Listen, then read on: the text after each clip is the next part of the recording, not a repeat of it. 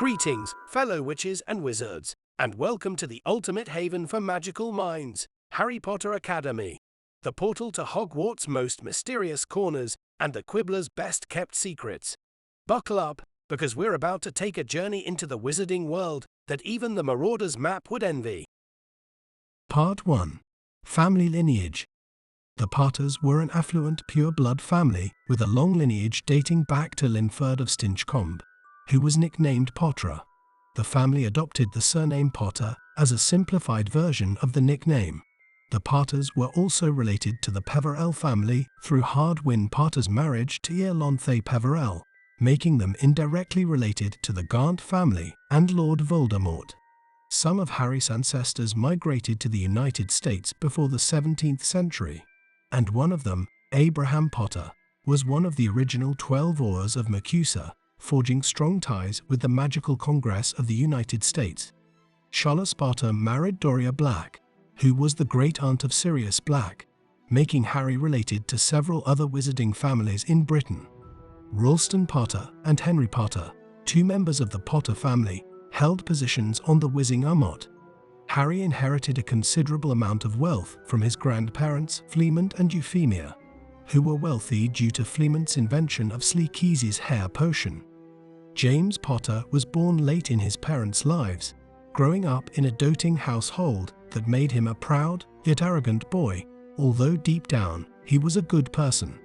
Lily Evans was a Muggle-born witch who was introduced to the wizarding world through her friendship with Severus Snape. Her abilities caused a rift with her older sister Petunia, who envied her. James and Lily met at Hogwarts School of Witchcraft and Wizardry in 1971. But their relationship was rocky due to James' hostile relationship with Snape, who was hanging out with a gang of Slytherins aspiring to join the Death Eaters. However, James' personality improved by their 7th year, and he was appointed head boy, which impressed Lily. They eventually began dating and married after graduation, serving as members of the original Order of the Phoenix during the First Wizarding War. They defied Voldemort on 3 occasions, including refusing to join his cause when he tried to recruit them, possibly at Snape's request. Part 2. Early Life, 1980 to 1991. Harry James Potter entered the world on July 31, 1980, in Godric's Hollow, located in the West Country, England, just hours after his future classmate Neville Longbottom. Coinciding with his birth, a prophecy emerged among wizards, foretelling the arrival of a child born in July with the potential to vanquish Voldemort. Harry's christening was a simple affair attended only by his parents and Sirius Black, and the initial years of his life were spent in hiding in the Potter cottage. For his first birthday, Sirius gifted Harry a toy broomstick, which turned out to be his favorite present. Lily's letter to Sirius recounted Harry's delight as he flew around on the broom, inadvertently causing chaos. The letter included a snapshot of Harry in action, with James chasing after him. The Potters celebrated the occasion quietly, with only Harry, Lily, James, and Bathilda Bagshot in attendance. The fate of the family cat post-Voldemort's attack remains unknown. As the threat of Voldemort loomed, Albus Dumbledore proposed using the Fidelius charm for protection. Although Dumbledore offered to be their secret keeper, the Potters opted for Sirius. At his suggestion, they later switched to Peter Pettigrew, unaware of his allegiance to the Death Eaters. Tragically, Pettigrew betrayed them, revealing their location within a week. Part 3. Attack on Godric's Hollow, 1981. On Halloween night in 1981, Voldemort descended upon Godric's Hollow, claiming the lives of James and Lily. James fell first, attempting to distract Voldemort without his wand and meeting an immediate demise. Lily, in a selfless act of protection, sacrificed herself for Harry. Her love acted as a shield, rebounding the killing curse back at Voldemort. The failed curse not only spared Harry, but also resulted in Voldemort losing his powers and physical form. Voldemort's survival was tied to his Horcruxes, which included Harry after a piece of Voldemort's soul latched onto him during the failed curse. This incident granted Harry unique abilities and the moniker the Boy Who Lived, marked by a lightning bolt scar on his forehead. The scar served as a connection between Harry and Voldemort, allowing them glimpses into each other's thoughts. Rubeus Hagrid rescued Harry from the partially destroyed house and, under Dumbledore's orders, transported him to his aunt and uncle. Sirius, intercepted by Hagrid, pleaded to take custody of Harry but was refused. Hagrid, following Dumbledore's instructions, took Harry to Privet Drive on Sirius's flying motorcycle. Hagrid delivered Harry to Dumbledore on the evening of November 1, 1981. Dumbledore left an explanatory letter for the Dursleys, the family chosen to care for Harry, who reluctantly accepted the responsibility. On September 1, 1984, Dumbledore assured the Hogwarts community during the start of term feast that Harry Potter was safe and would join them once of age. Part 4. Life at Privet Drive. Being Muggles, the Dursleys lacked magical abilities and purposefully distanced themselves from the wizarding world. They prided themselves on normalcy, despising anything extraordinary, even unrelated to magic. Misleading Harry about his parents' demise, they claimed they died in a car crash, attributing the lightning bolt scar on his forehead to the same incident. Despite Harry's attempts to recall the event, he could only vaguely remember a green flash and chilling laughter. Petunia and Vernon Dursley, Harry's guardians, forbade him from probing into questions about his parents, avoiding the subject altogether and refusing to display pictures of Lily and James. Resenting Harry for his sporadic magical abilities, the Dursleys discouraged imagination, subjected him to neglect and abuse, and imposed cruel punishments. Their mistreatment went unreported, and Harry, unaware of his wizardry, experienced inexplicable events.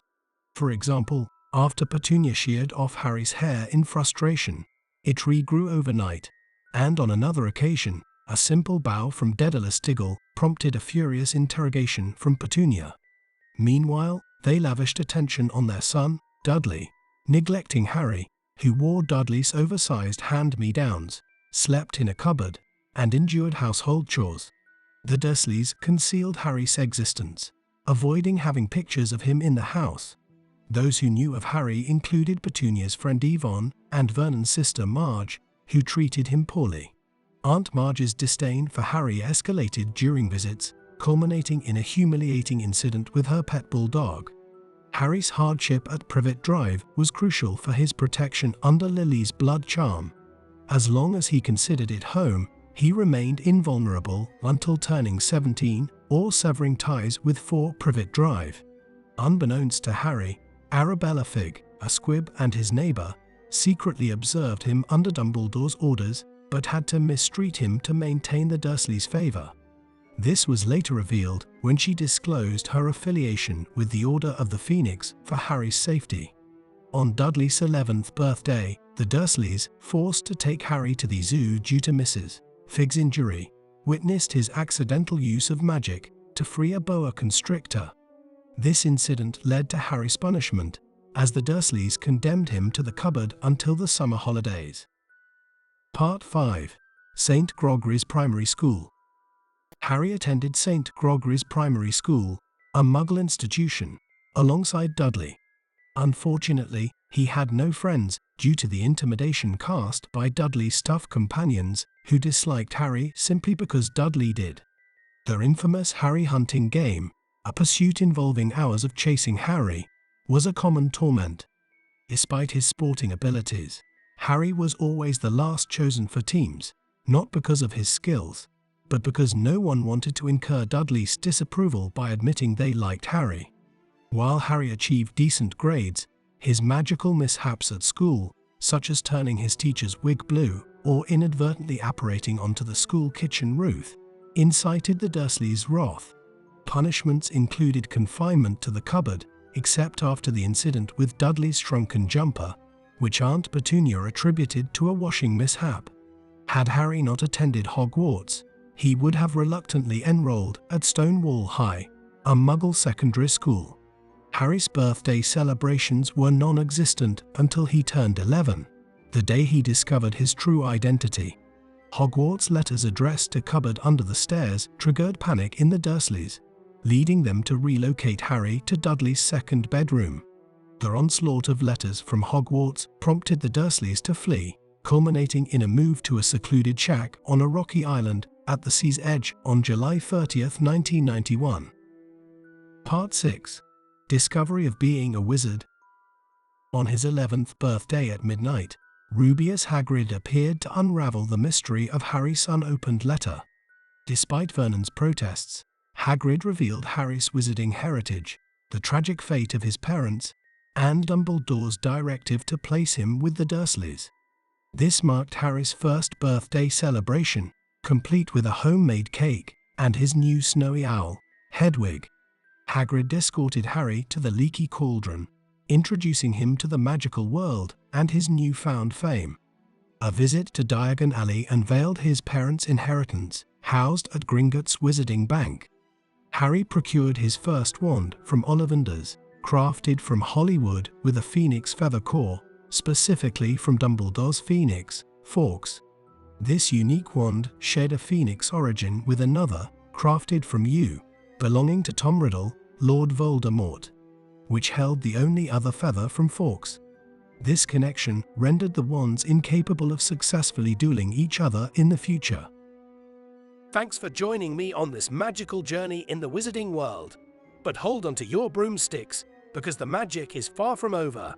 Make sure you're subscribed and hit that notification bell, so you're always in the loop when the next enchanting adventure begins. Before you apparate away, lend a bit of your magic by giving this video a thumbs up. It's like casting a charm that helps our community grow. Thanks for being part of this magical community. Until next time, don't forget to like, subscribe, and I'll see you in the next video.